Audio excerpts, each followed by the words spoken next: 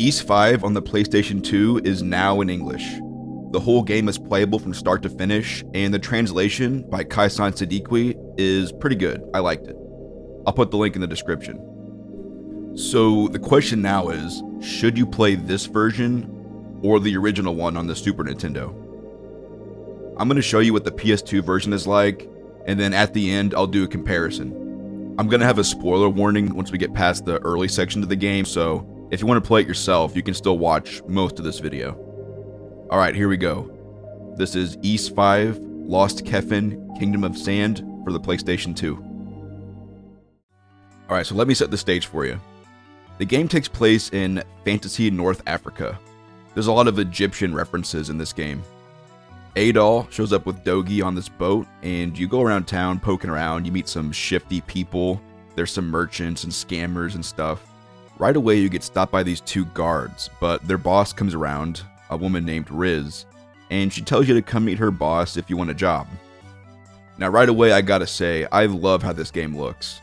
It kinda looks like Octopath Traveler, but with none of the annoying bloom and lighting effects. I went around town and talked to everybody, and the translation, I gotta say, is very well done. Everybody in town sounds natural. Some of the dialogue's actually pretty funny too. But anyway, the main thing you're supposed to do is go talk to this guy named Dorman at his mansion. This guy's been hiring adventurers to go collect these magical crystals. That way he can use magic and save the region. Apparently the desert has been expanding and more monsters are appearing. So this is his solution to the problem. He gives you some money to go buy some equipment, and then you're off to go get the first crystal. Once you step out of town, you'll see your first enemies, and once again, I love how they look. Every enemy in this game looks great.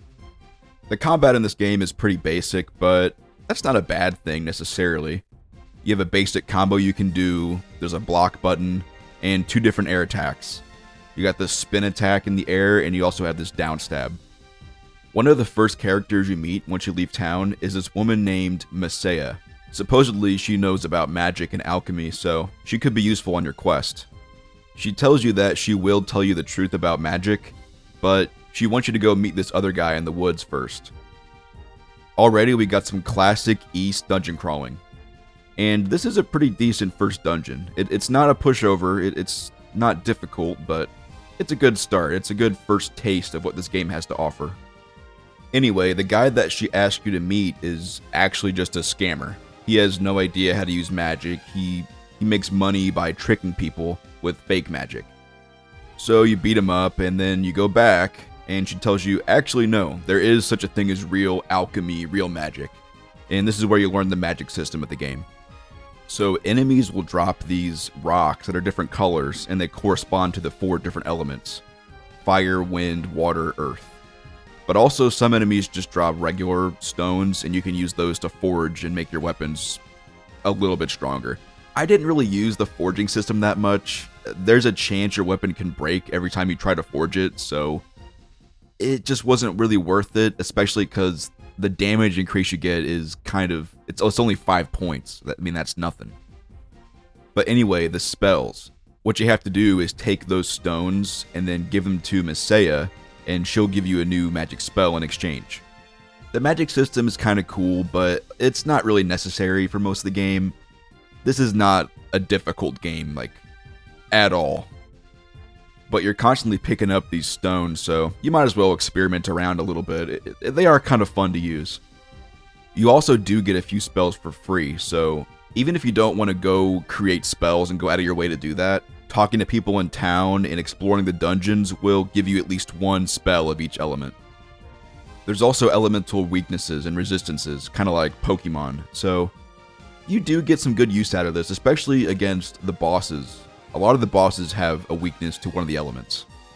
So currently our goal is to go find the first crystal, and that's at the end of a cave, that's after a village, that's at the end of this forest. Once you go through the forest again, you'll find these 3 NPCs. It's 2 big dudes and a girl. Apparently the girl owes them some money, and they're gonna beat her up or something. You can choose to help her or not, give them the 9,000 gold, which you probably would have at this point. And, yeah, it turns out it was all a scam. This is the Iber family. So they tricked you, or maybe not, and then they lock you in this pen with a dinosaur. I guess they were trying to kill you too? But anyway, this is the first boss. I like how it's an actual 3D model. It looks more intimidating compared to the regular 2D sprite enemies. So after that, we get to the village, and it turns out there's a girl who got lost in the cave. One of the kids in town decides to be your guide, which really means this is an escort mission. Now this one's actually not too bad. I think it's only like 2 or 3 screens long, but later on, we're gonna see some escort missions that are diabolical. They're just horrible. So you do a couple screens, and you find the girl, and her name is Nina. She's one of the major characters that'll keep coming up throughout the story. So you save the girl, but now you have to go back in because the crystal's still in there.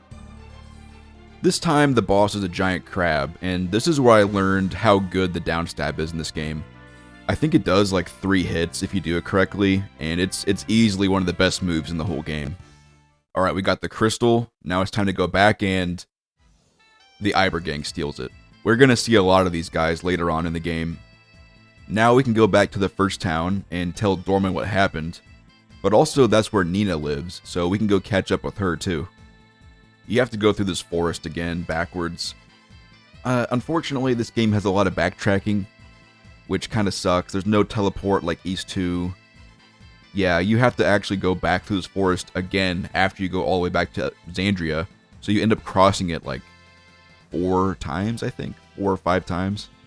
So you get back to town, talk to Nina. It turns out she's the adopted daughter of the last guy who was trying to get the crystals, Stein. She has a notebook that he left, so it gives you a kind of a clue to where to go next, which is kind of cool. You know, this reminds me of in Dragon Quest III when you're following your father's footsteps, and there's different clues and where to go and all that stuff. I like this element of the game. I think it's done pretty well.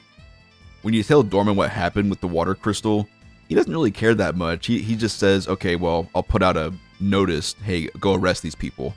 So he's not worried about it. The main goal is just to get the crystals out of the caves so they're available. The next one to get is in the Zeeb Ruins. It's the fire crystal. So that's our next location. And yes, you have to go all the way through the forest again, all the way to that town, and then there's another forest after that. Yeah, there's too much backtracking in this game. At the beginning, it's not too bad, but later on, it just you get so much backtracking fatigue, it's unreal. I would say the beginning of the game is pretty okay. It's not too long. Just now realize that this game takes 15 hours to beat.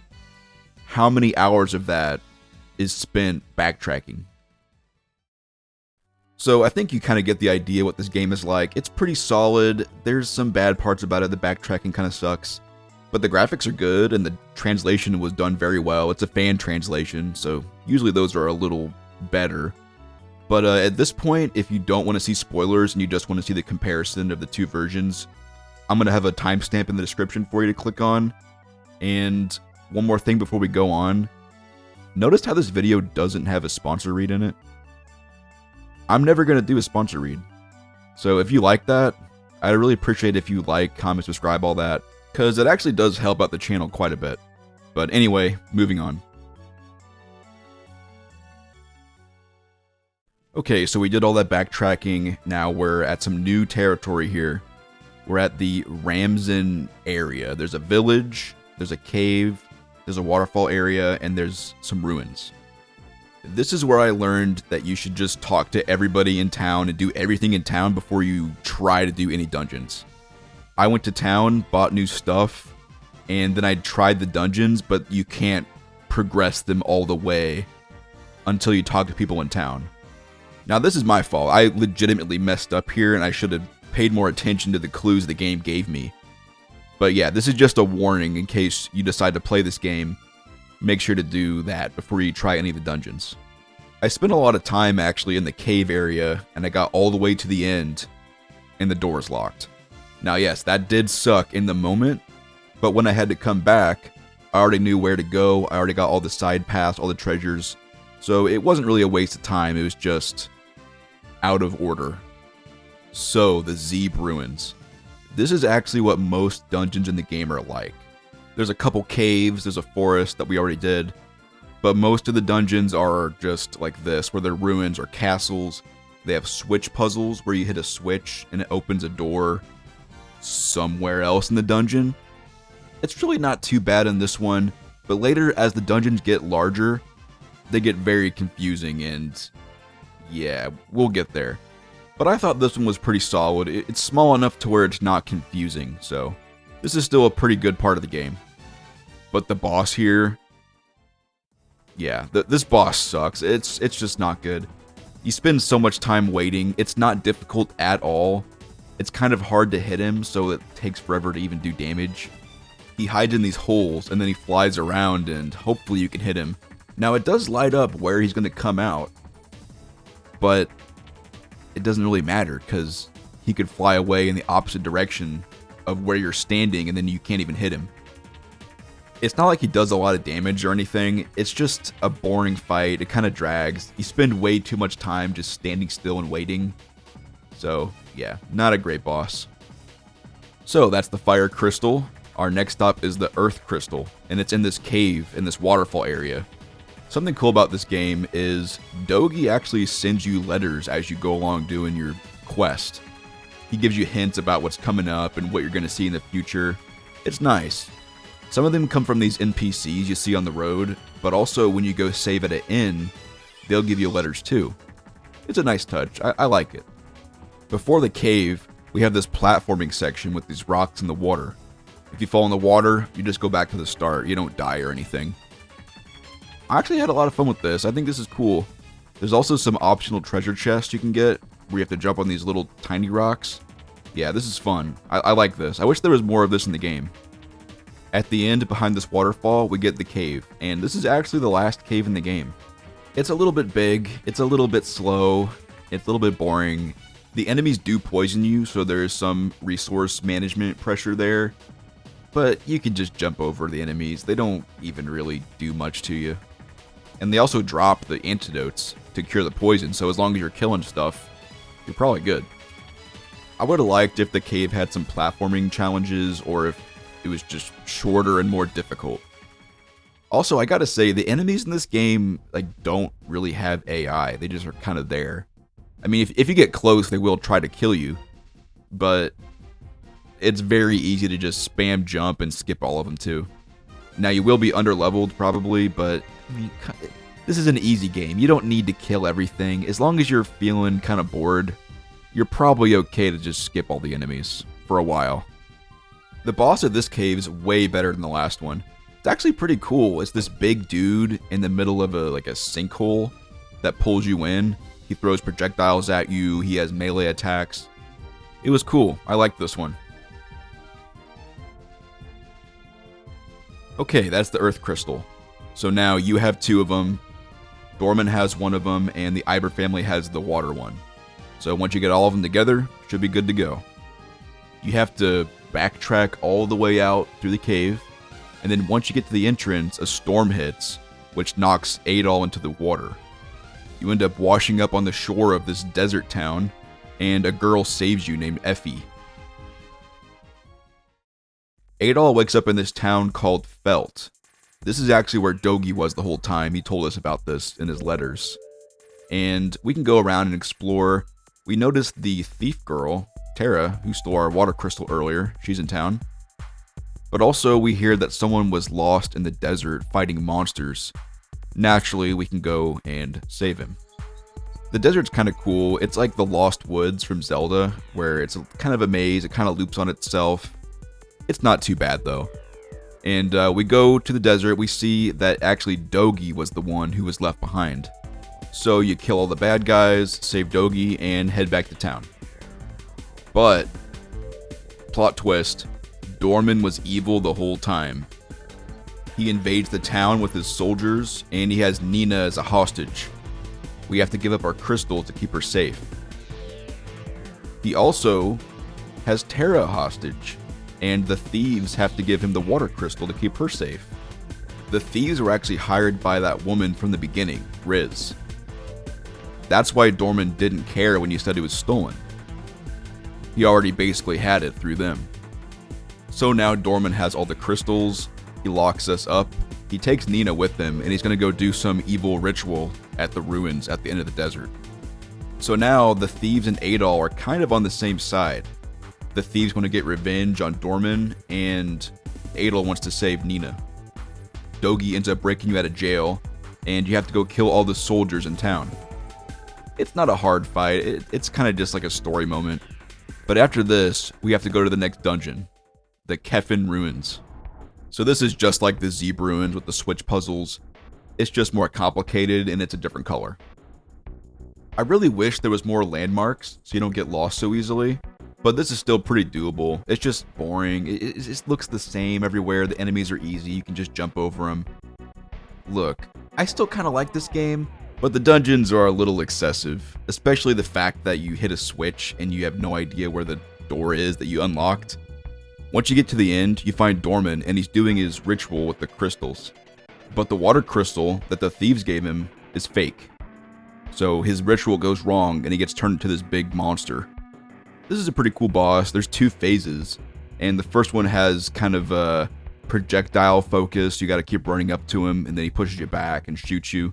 In the second phase, he turns into a giant demon. It's pretty cool. He's got more attacks. He's got some pretty interesting effects. If he jumps and slams on the ground, it stuns you.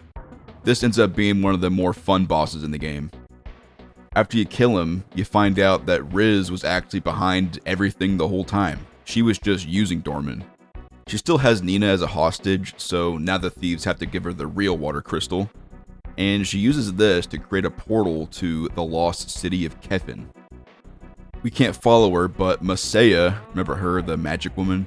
She knows a way to get there too. So, on the way out of the ruins, Adol and Terra fall in a hole, and you get another little escort mission segment. This one's pretty short, it's not too painful or anything.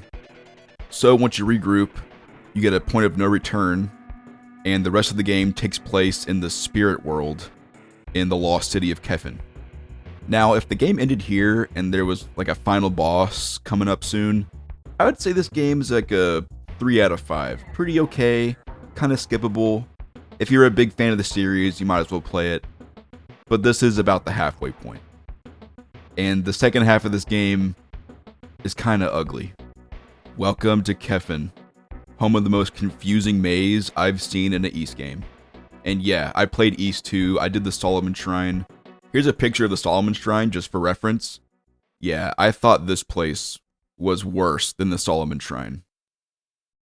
So here's kind of how the Lost City is set up. There's an underground passage that connects everything. There's a city in the middle, the castle entrance, which is right next to the city, an east and a west outside area, which you don't go to that much, but they are necessary. You start in the east outside area. There's a southern tower, which is one of the dungeons within this big, complicated area. And then there's Kefin Castle itself. This place is like 3 big dungeons combined. There's the west wing, then the east wing, and then there's a central section of the castle. There's also a bonus dungeon you can do, and it is necessary if you want the good ending. The pace for the rest of the game, starting from now, is super slow. It wasn't so great in the first half. You had to do some backtracking, but it wasn't horrible. Once I start talking about the castle, you'll know what I mean. It's pretty rough. So once you go through the portal, naturally, everybody splits up, and the goal is to figure out where Nina is. Now, to do that, we gotta get to town, but to get there, we have to go through this underground passage, which is kind of annoying. There's this puzzle right in the middle every time you want to cross, where you have to push these buttons, and it'll close off 2 exits and open 2 exits. This is not a puzzle. This is just guess and check 4 times until you get the result you want. And unfortunately, you have to do this every time you cross through the underground passage. Every major area is separated by this puzzle.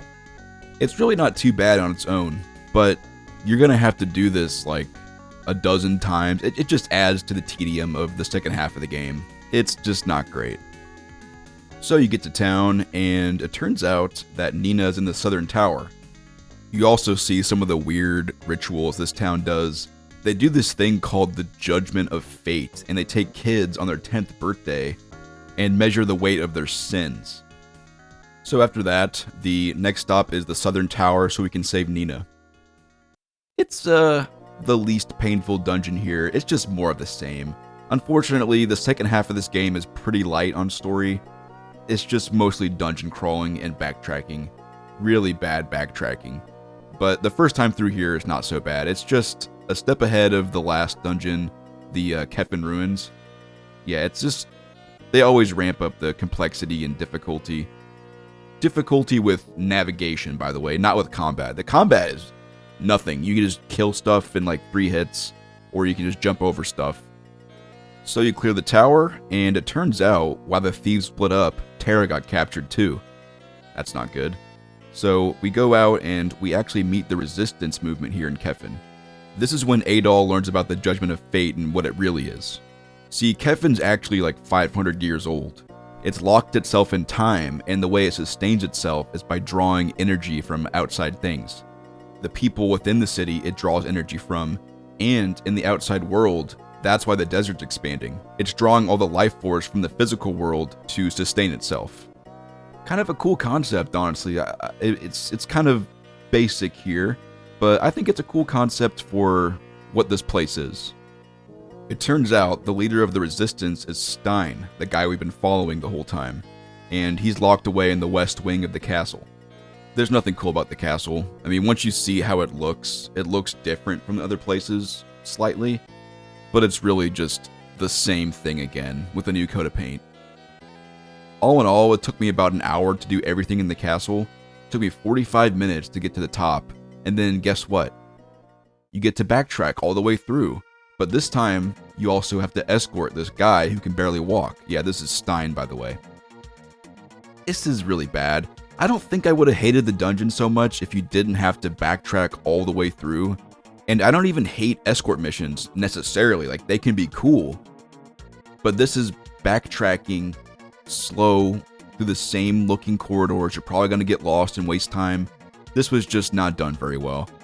Now, one thing I did think of, this place is supposed to be like a lost spiritual world in Egypt. And if you look at a picture of the place, the castle is actually a pyramid.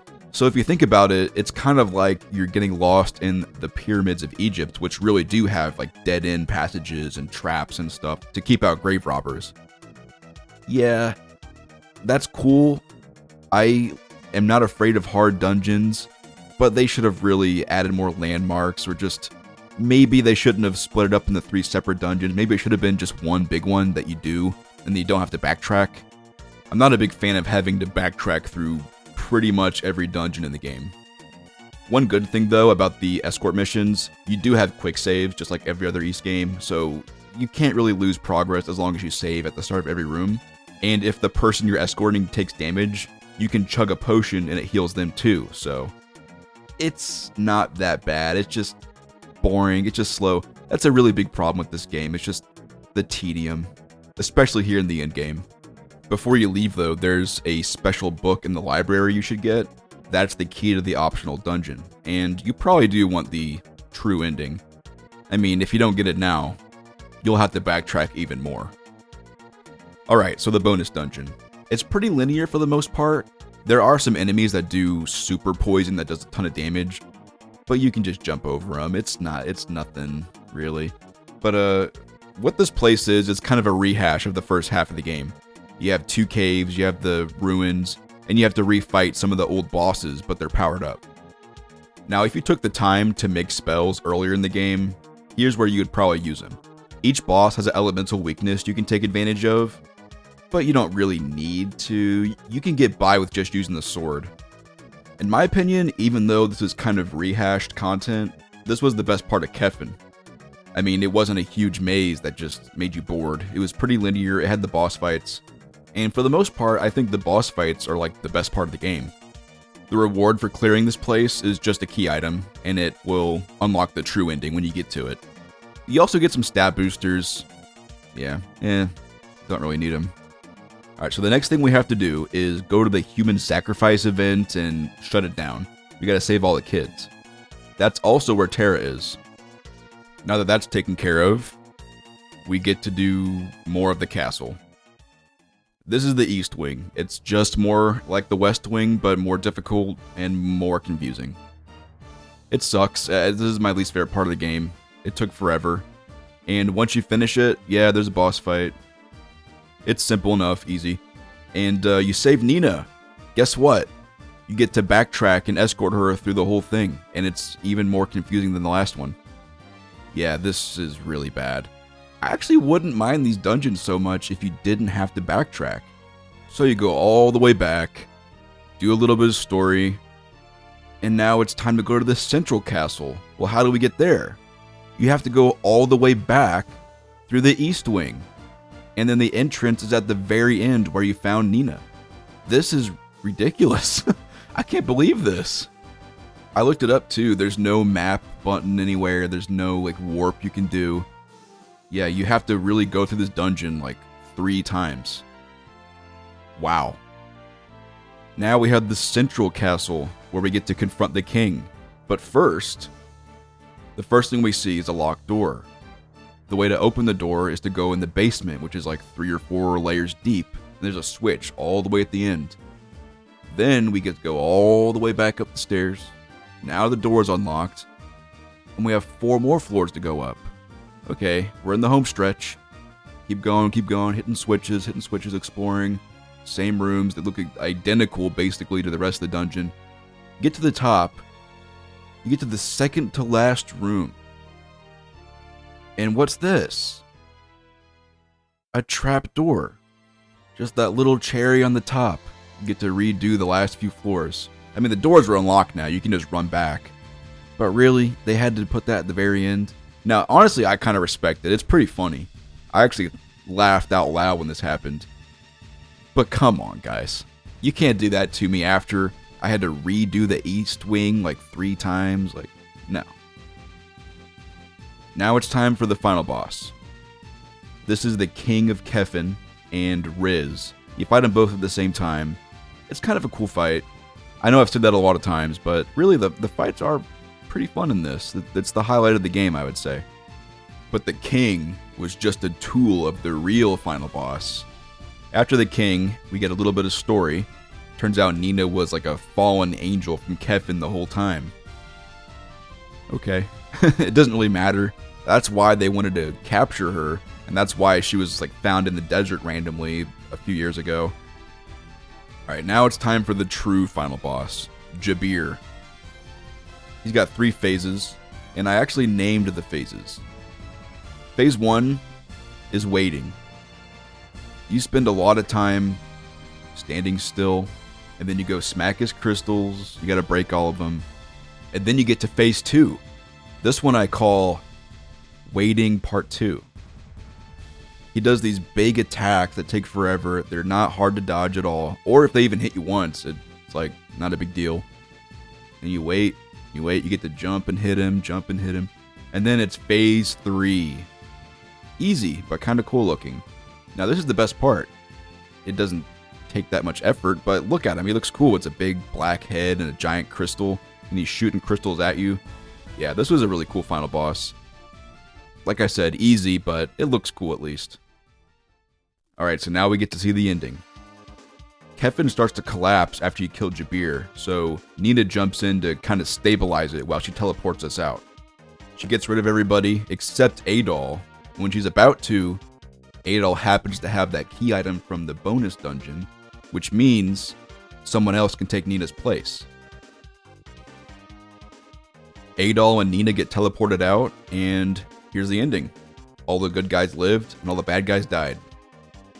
No, but seriously, the Iber family decides to quit being thieves because Terra almost died on their last mission. Kind of a cool ending for them. Dogi decides to stay behind and be with Effie. Remember the girl who saved you?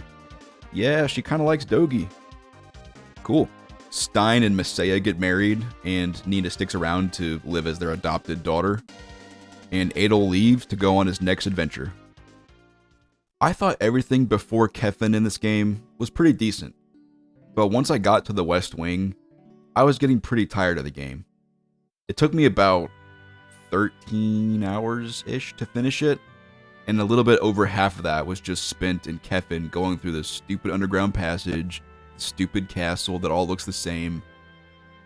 It was not fun. But honestly, I don't regret playing the game. In hindsight, I don't really hate the final dungeons. It's really just the backtracking and the padding that made it not fun. But if that was somehow removed, it would be pretty solid still. It'd be like a 3 out of 5. But the way the game actually is right now, it's more like a 2 out of 5. If you're a big East fan, go ahead and play it. You're probably used to dungeon crawling. It's not going to be too bad for you. And don't feel too bad if you have to use a map at the end. But there's also a lot to like in this game. I love the graphics. The music is kind of mediocre for an East game, but there's some good tracks. And I actually like the story. Now, it's not like a super great story or anything, but there's cool things in it. There's like the idea of them drawing life force from the outside world. That was cool. The Egyptian mythological references were cool. The thieves are pretty funny. I like the scam they do at the beginning. And I actually like some of the random NPCs, the scammers and just like the funny old people. I liked it. But once I beat this, I got curious. I know it's a remake, so I looked at the maps of the SNES version. Wow. It took me an hour to beat the West Wing in the remake. But on the Super Nintendo, it's like 4 or 5 screens long. On average, the game takes like 5 hours to beat, so I got curious. I actually downloaded it and played it myself so I could do this comparison. So first off, the Super Nintendo version is not just better in every way.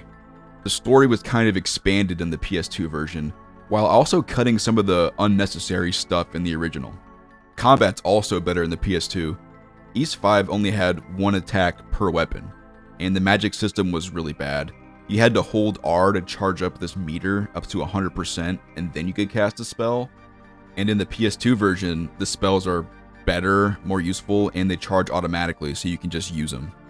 There's also the air attacks. You can jump in Ys 5 original, but the attacks are just the same as the ground attacks. Ys 5 was better because it had that spin in the air and the downstab. It made combat more fun, and especially for boss fights. Boss fights in original Ys 5, you just walk up, spam your attack, and then chug potions. It's literally nothing. And maybe it's just me, but the hitboxes on the Super Nintendo one were not very clear. Now, the combat's actually better in Ys 5 original compared to Secret of Mana. But if we're talking Ys 5 versus Ys 5 remake, the remake has better combat. I also like the graphics more on the remake. So the remake has better combat, better graphics, a better magic system, and a better story. But the original game has better pacing, much shorter dungeons, much more digestible dungeons, and also has some areas that don't appear in the remake at all. The original Ys 5 has this jungle maze area. It has more platforming challenges just kind of throughout the game, and this lumberjack town here too. One of the things they cut that I kind of don't really care about is this character named Stoker. He's kind of half-baked, like he's just kind of there in the original. He is just there to save Nina at the end. Yeah, he doesn't really do much. People say he's kind of dangerous. He's not. He's just there and he helps you out. He doesn't really add much, so I don't care that he was cut. Now, all that said, I kind of still prefer the original. Now, part of that is probably because I already played the remake, so I had some of the story context that wasn't even there in the original. I kind of filled in the gaps myself. So it's hard for me to really say one version is the definitive version. If you want fast pacing and kind of a shorter game like the old Ys games, 1 through 4, go with the original. But if you want an expanded story with good graphics and you don't really mind the late game dungeon crawling, or you're just cool with using a map, then the PS2 game's actually not bad. I did say it's a 2 out of 5, but that's really just the end game. Most of the game's decent. It's just the end game. If you don't use a map like I did, it kind of drags, it kind of sucks. But the remake does have a lot of good stuff going for it, so it's still worth playing. Falcom will probably remake Ys 5 themselves at some point, and hopefully they just combine the best parts of both games. But even if they do remake it, it's not actually going to replace the original or this remake. They're all going to be 3 totally different games. So bottom line, I think the PS2 game is kind of average. but I still kind of liked it. The original Super Nintendo version was more digestible, but the story is pretty weak. It's missing a lot of the remake added. And I'm actually looking forward to another remake one day from Falcom. Hopefully we get it. Once again, thank you to Kai-san Siddiqui for doing this patch. You did an awesome job. I hope I said your name right, by the way. And the link will be in the description if you want to play it yourself, which, yeah, if you're a NES fan, probably should.